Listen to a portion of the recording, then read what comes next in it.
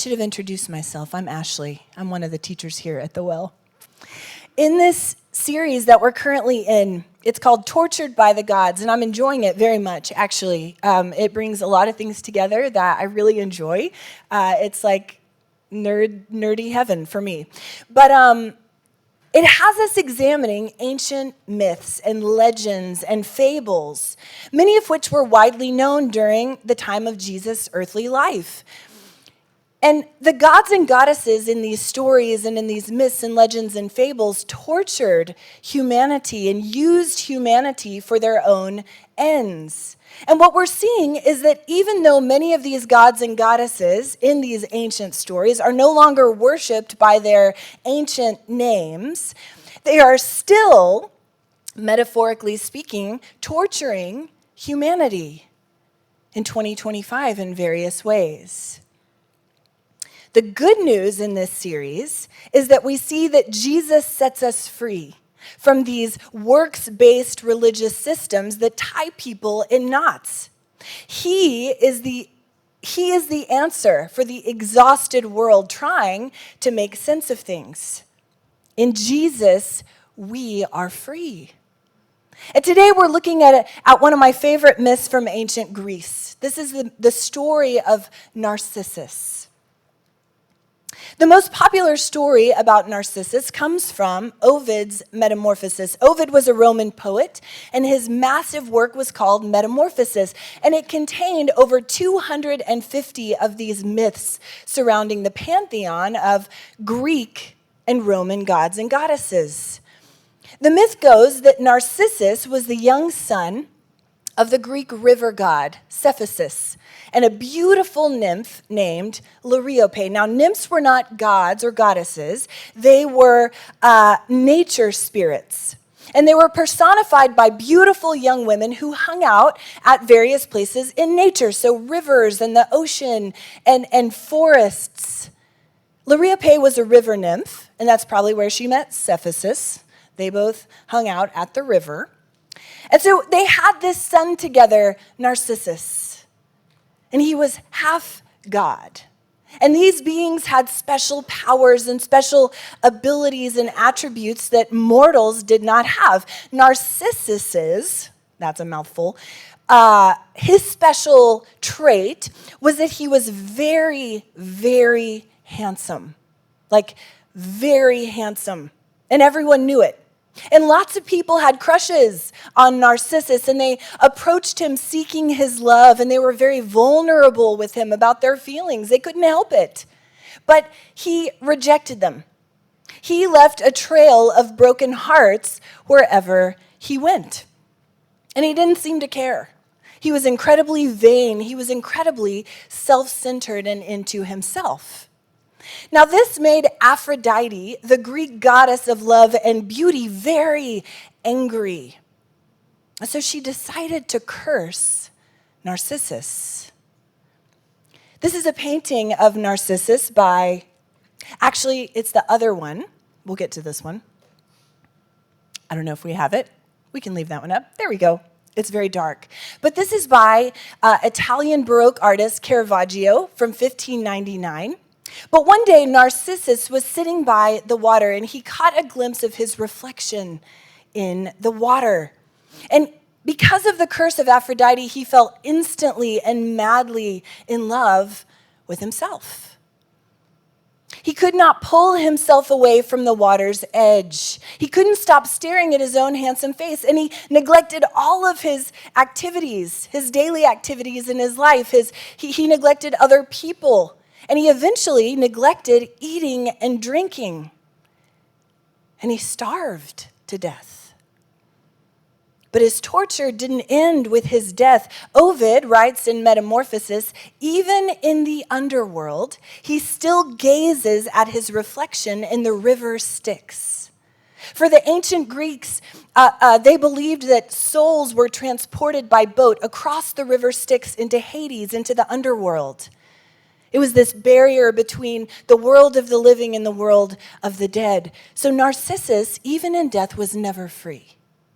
He was truly tortured by the gods. According to the myth, one day on the earth, his body was replaced by beautiful yellow flowers. Their botanical name is Narcissus. Their common name is the daffodil. And again, according to the myth, these flowers were to serve as a reminder to humanity about this story. We've got plenty of these around our town right now. But one of the other myths involving Narcissus emphasizes how his self-centeredness not only hurt him, but it hurt other people. This one starred another nymph, another nature spirit named Echo. This is a painting of Echo and Narcissus, here we go, by John William Waterhouse from 1903. Waterhouse was an English painter who loved to paint stories from mythology. It's obviously edited by yours truly. Narcissus needed swim trunks, and Echo needed a tank top under her toga. Just trust me. Echo was a mountain nymph. And she fell deeply in love with Narcissus the moment she saw him, even though he was gazing at his own reflection. And he was too obsessed with himself to even notice her. So as he wasted away, as he starved to death staring at himself, she too wasted away. And all that was eventually left of her was her voice, only able to repeat the last thing anyone said, Echo. She too was tortured by the gods. So these myths are very sad. They're tragic, but they do attempt to explain something about human nature, self-centeredness. They're cautionary tales, really, that attempt to warn people that when they can't see past themselves and when they dismiss other people, it leads to suffering and destruction. And I want to mention this quickly. As I've been speaking about this, you probably noticed that Narcissus, sounds like narcissism. And that this modern mental health diagnosis comes from this Greek myth. It's a term that's thrown around pretty liberally today. People are really quick to label selfish people who harm them narcissists. You hear this a lot. And sometimes that's a correct diagnosis, and sometimes it isn't. But this personality disorder is a psychiatric condition marked by grandiosity, the excessive need for attention and admiration, and an inability to empathize. And this disorder truly affects around 1 to 2 people out of every 100, and it's tough. And if you've ever had experience with this disorder or someone with this disorder, it's the most disorienting thing because narcissists do not consider the feelings of other people, just like Narcissus and Echo. And there's no making sense of their actions because their reality is not the same as yours. And it's truly heartbreaking. Because though narcissists are self-centered, they do not truly love themselves. They're obsessed with a false version of themselves. It's a really difficult diagnosis for people. Father Richard Rohr says, narcissism is not self-love.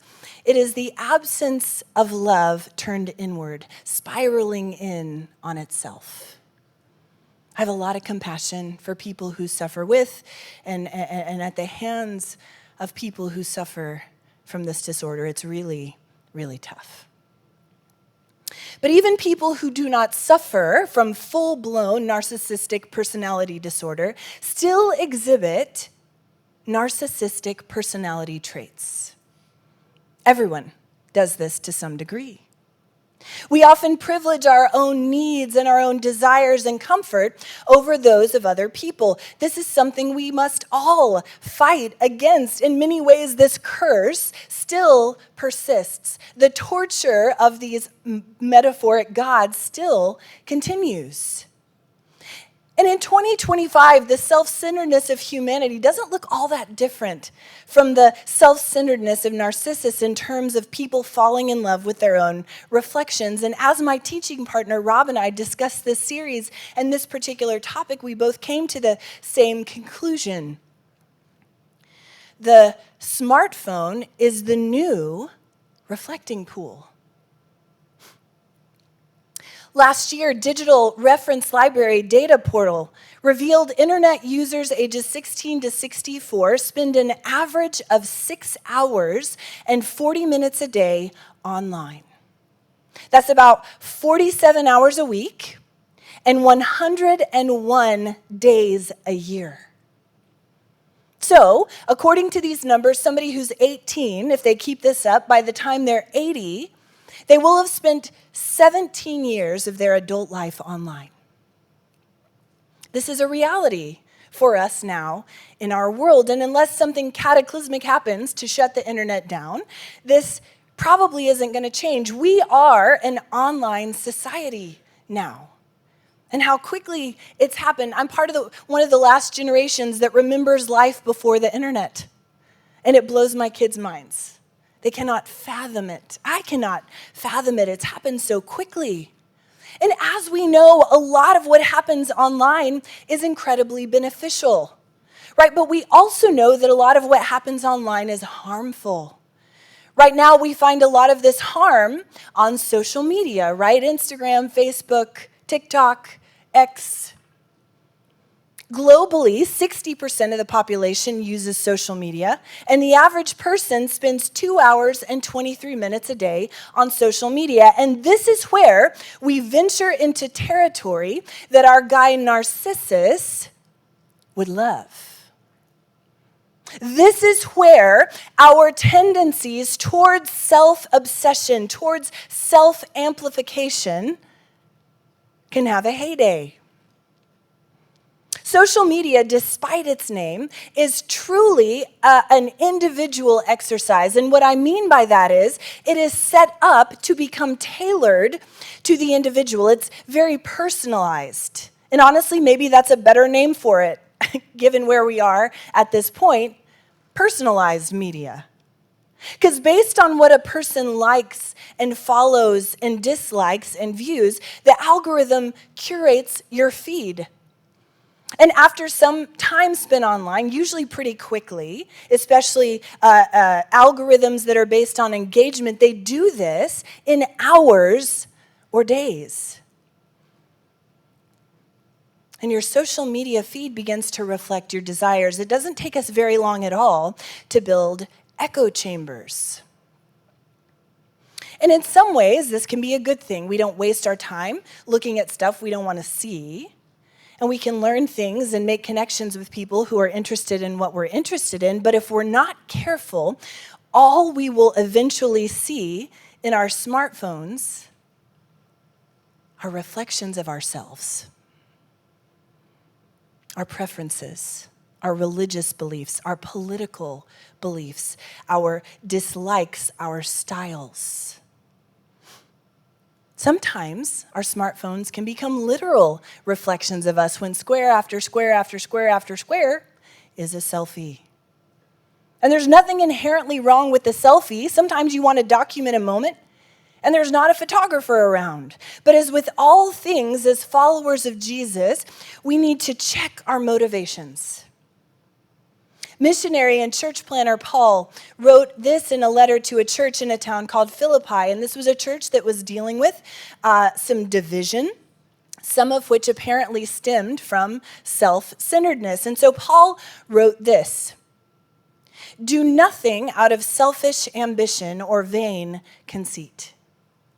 Spend 30 seconds on any social media platform, and you'll probably be able to find something posted out of selfish ambition or vain conceit. Rather, in humility, value others above yourselves, not looking to your own interests, but each of you to the interests of the others. As we are interacting with our devices, might we consider if we are posting out of selfish ambition or vain conceit? And again, posting images and pictures about your life is not inherently a bad thing. It's great to let people into your life. It's great to form connections. This is about our intentions. This is about the posture of our hearts. Why do we feel the need to post certain things? Are we posting selfie after selfie after selfie because we want people to envy the way that we look? Are we bragging about what we have, about the trips we go on with our posts? Are we posting pictures of ourselves with other people to make other people jealous because they're not included? Are we getting into heated political arguments online because we believe that we are right and everyone else is wrong? This is not how followers of Jesus are to act in the world. And as a lot of us will spend around 17 years of our lives online, the online world is a big part of the world that we now inhabit. Christians are not exempt from being decent online. Christians are not exempt from being kind online, from being humble online, from being curious online, from putting others first online. We are not. Online is not some secret place where the call to follow Jesus does not apply. Who we are online should be who we are. Do nothing out of selfish ambition or vain conceit. And just like the reflection that captivated Narcissus, the reflections of ourselves that we post online are not real. What he fell in love with was just a reflection. It was just the return of light from the surface of the water. When we obsess about posts and likes and selfies and political rants, we are obsessing over images and ideas. They're two-dimensional, and often they're filtered and curated in a way that makes them false. Our devices have incredible power and reach to do good in a place where people hang out a lot of the time. How can we use them in humble ways that look to the interests of other people? And this is not easy, and this is something we have to fight for. Another question to ask ourselves in regards to our devices: how much are we using them? As followers of Jesus, we are called to lift our eyes from the smartphone reflecting pool to see the people that God has placed right in front of us. Even though our devices have played a powerful role in shifting the focus to ourselves and away from other people, the reflections we admire of ourselves aren't always only in our smartphones, right? We can fall in love with versions of ourselves that we see reflected in our careers and in our stuff, and in our circles of influence and our status and the accolades that we receive. And it's a good and beautiful thing to have love for yourself and for the things that you have and to be grateful for those things. But the people God has placed in front of us need us to do more than just love ourselves and reflect that into the world. That is not our purpose as Jesus followers. Our purpose is to embody the sacrificial love of Jesus for other people. Jesus' entire life is a picture of sacrificial love. His birth and death were hardly fit for a king, but in choosing the ways that he was born and the way that he died, he sent a powerful message. Everything he did was for the sake of other people. Jesus chose poverty over privilege when he chose his parents, Mary and Joseph, a poor couple with no social status. And after he was born, he was laid in an animal trough, and his first visitors were social outcasts and religious outsiders. Jesus' dear friend John wrote this about his birth: the true light that gives light to everyone was coming into the world. He was for others. He was in the world, and though the world was made through him, the world didn't recognize him because he was humble and because he sacrificed so much. He came to that which was his own, but his own did not receive him. Yet to all who did receive him, to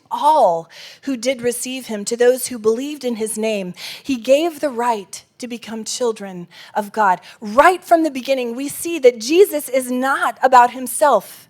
He is not going to be about himself. He is for other people. He came to give light to everyone, to give all those who receive him the right to become children of God, to give that dignity to all people.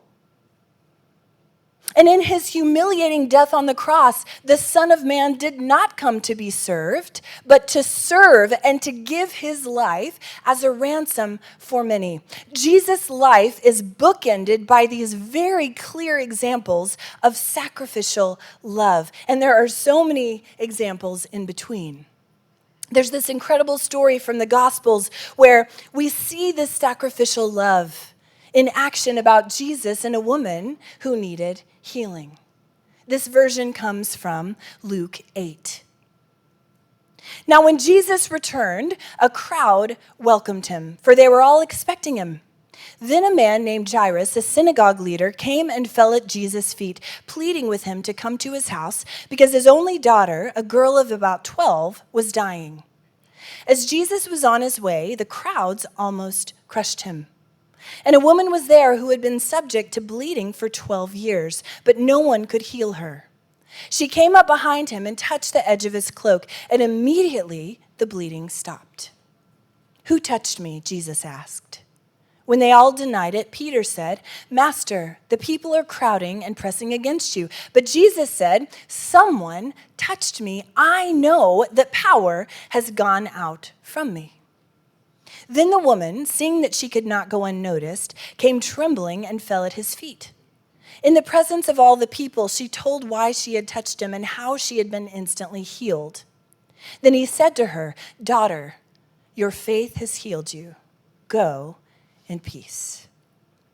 So in this story, we see that Jesus is surrounded by a ton of people, and that happened a lot because once the word got out that Jesus could heal people, people came to him wanting that healing. Now, this could have become intoxicating to Jesus. So many people wanting to see him. Fame can be very intoxicating, I'm told. So on this occasion, he's in a crowd.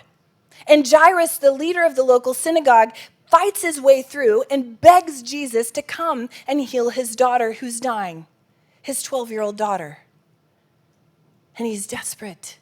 And Jesus would have no doubt had compassion, and his attention would have been set on going to help his daughter and heal her. And the crowd is crushing Jesus, people on all sides. But in the chaos, a woman comes up behind Jesus and grabs the edge of his garment.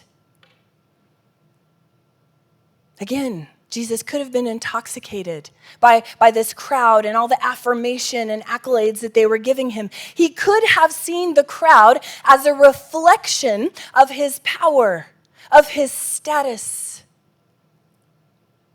But Jesus notices this woman. And it goes beyond just noticing, he feels it. Luke says he feels the power leaving his body. She needs him, and he is hyper aware of it. The way Mark tells this story, this woman had suffered under the care of many doctors. She had spent all of her money trying to resolve this issue that she had, and it had only gotten worse over the course of 12 years. We're not exactly sure what this issue was, but it's likely that this issue was a continuous menstrual cycle. That's how she would have been treated under Jewish law, as found in Leviticus 15 anyway. She would have been considered Zava, Z-A-V-A-H, a menstruating woman. Under the law, this would have meant that she was ceremonially unclean. And in order to become clean again, the bleeding would have to stop for 7 days. But as this was a constant issue for her, she was always considered ceremonially unclean. She could not participate in temple worship. She couldn't interact with most other people. She couldn't get married. And if she had been married before this issue began, her husband probably would have divorced her because not only was she unclean, but everyone she touched would have also been unclean according to the law. So her suffering, though it was probably also physical, was mostly because she'd been isolated for 12 years. She was unclean, she was cast aside, she was dismissed, she was ignored. She reaches out and touches Jesus, a huge risk for her. A, to even be out in this big crowd of people, but B, to reach out and touch this very famous, respected rabbi. She could have been punished, or she could have been embarrassed. She could have been shamed in front of this crowd. But Jesus doesn't embarrass her. He doesn't shame her. He doesn't dismiss her. He isn't annoyed with her. He notices her. He sees her. He gives her the dignity of his attention and his care. He sets aside his own reputation, his own notoriety, his own agenda, his own time, his own very pressing mission to go and heal the synagogue's leader's daughter. To meet this woman's eyes. And in healing her, he restores her to health, but more than that, he brings her into community, into the family of God, and he gives her back her life. He calls her daughter. He doesn't do that very often. He calls her daughter to show now she belongs in the family of God. I would argue that this is the most important way that Jesus frees us from the curse of self-absorption. He invites us to see beyond ourselves, to see other people. What we see in the myths surrounding Narcissus is that his obsession with himself leads him away from community and into isolation. Once he tunes everything out but his own reflection, that becomes all that matters to him. He doesn't love anyone but this version of himself, and he doesn't get the love that he wants or needs in return. Ovid writes of this in his Metamorphosis, how often he reached for the deceptive image in vain. Ultimately, this unrequited, unreturned longing for love leads to his death. Narcissus reached for the image of himself that wasn't real, and he was never free of it. But when this woman reached out for Jesus, she found that he was real, and his power transformed her, healed her, pulled her out of isolation and into community. She was free. She was free to live again, truly live again. How many people today are tortured by the curse of isolation brought on by self-absorption? And they spend most of their waking hours in false online realities that are nothing more than reflections of themselves. These reflections cannot love them back. These reflections isolate them from community. And in their self-obsession, they no longer care about other people. The better we get to know Jesus and his way, it becomes so apparent that we too are to be about other people. This is our purpose, to embody the sacrificial love of Jesus for other people. And if we take Jesus seriously, we experience this most acutely in showing love and care to people others cast aside. It is truly amazing. Barbara Brown Taylor says it this way in her gorgeous book, An Altar in the World.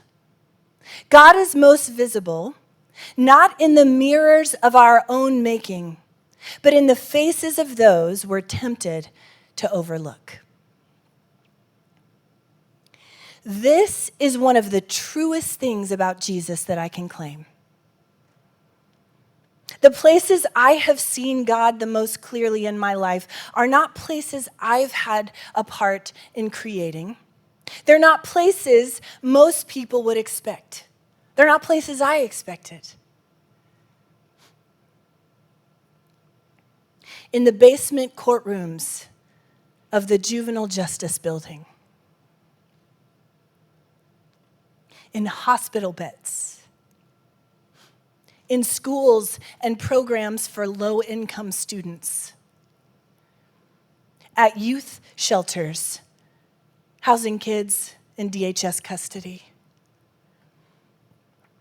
in group homes that serve people recovering from addiction, on death row.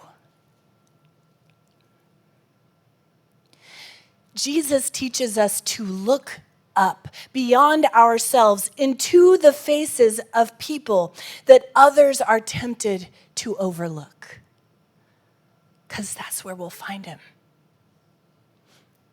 He calls us to embody the same sacrificial love that sets us free so they can be free too.